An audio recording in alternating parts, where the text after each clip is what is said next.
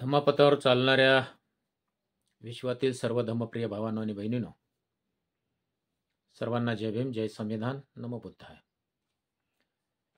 मी डोरनाळीकर विद्यासागर. आपण करत आहोत बाबासाहेब आंबेडकरांच्या विचाराचा जागर. मित्र, आज आपण पाहणार आहोत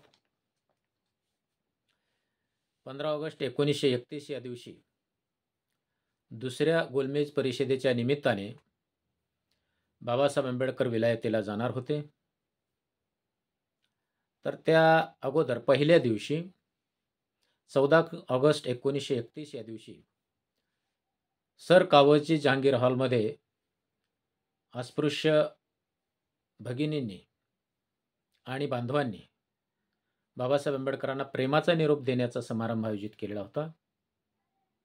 तर त्या ठिकाणी आमच्या स्त्री वर्गाला मार्गदर्शन करत असताना बाबासाहेब आंबेडकर अतिशय महत्त्वाचा असा सल्ला त्यांना दिलेला आहे. काय म्हणतात बाबासाहेब आंबेडकर बघा, आपल्या गळ्याभोवती स्पृश्य हिंदूंनी व सरकारने गुलामगिरीचा पाश घातला आहे. तो ताडकन तोडून आपले स्वातंत्र्य मिळविले पाहिजे.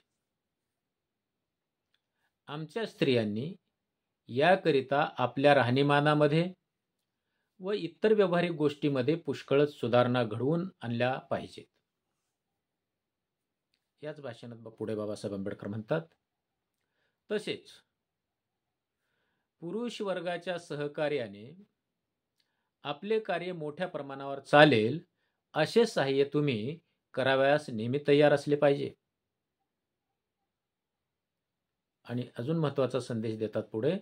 काय म्हणतात, पुरुष वर्गाला त्यांच्या खऱ्या कर्तव्याची जाणीव करून द्यावयाची मोठी जबाबदारी तुमच्या शिरावर आहे.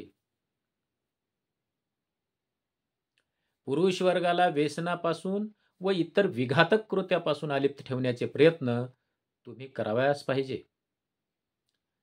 भावी पिढीला आजच्या गुलामगिरीचा मागमूसही दिसणार नाही अशी अलौकिक स्वार्थत्यागाची कामे अगदी निर्भयपणे तुम्ही करावयास सज्ज झालात की माझ्या कार्याची जबाबदारी आपोआपच पार पाडल्याचे पुण्य तुमच्या पदरी पडेल.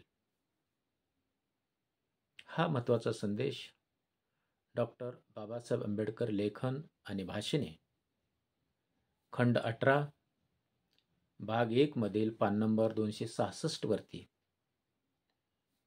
दिलेला आहे. तो आपण वाचला पाहिजे, समजून घेतला पाहिजे. बघा, बाबासाहेब आंबेडकर काय म्हणायला लागलेत, स्त्री वर्गाला मार्गदर्शन करत असताना तुमच्यावर फार मोठी जबाबदारी आहे.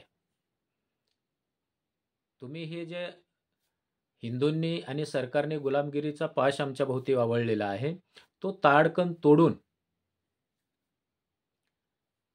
स्वातंत्र्य मिळवण्यासाठी प्रयत्न केला पाहिजे. आणि पुढे महत्त्वाचा संदेश देतात, तुम्ही पुरुष वर्गाच्या सहकार्याने चालेल असे सहाय्य त्यांना केलं पाहिजे. आणि त्याचबरोबर म्हणतात, त्याच्यापेक्षाही मोठी जबाबदारी आमच्या भगिनींच्यावरती कोणती आहे. बाबासाहेब सांगतात, पुरुष वर्गाला त्यांच्या खऱ्या कर्तव्याची, त्यांचं खरं कर्तव्य काय आहे याची जाणीव करून द्यायची मोठी जबाबदारी तुमच्या शिरावर आहे. त्यांना व्यसनापासून दूर ठेवणे, त्यांना इतर विघातक कृत्यापासून अलिप्त ठेवण्याचा प्रयत्न तुम्ही सातत्याने करत राहिला पाहिजे. आणि येणाऱ्या भावी पिढीला या गुलामगिरीचा मागमूस सुद्धा लागणार नाही असे स्वार्थत्यागाची कामे अगदी निर्भयपणे तुम्ही करायला पाहिजे. आणि बाबासाहेब म्हणतात, असं जर तुम्ही सज्ज झालात की माझ्या कार्याची जबाबदारी आपोआपच पार पाडल्याचे पुण्य तुमच्या पदरी पडेल. हे कार्य म्हणजे तुमच्याकडनं हे मला कार्य अपेक्षित आहे. हा महत्त्वाचा संदेश बाबासाहेब आंबेडकरांनी आमच्या भगिनींना दिलेला आहे. त्यांनी तो गंभीररित्या समजून घ्यावा आणि त्या पद्धतीने चालण्याचा प्रयत्न करावा अशी विनंती करतो. इथंच थांबतो. धन्यवाद. जय भीम, जय संविधान, नमो बुद्धाय.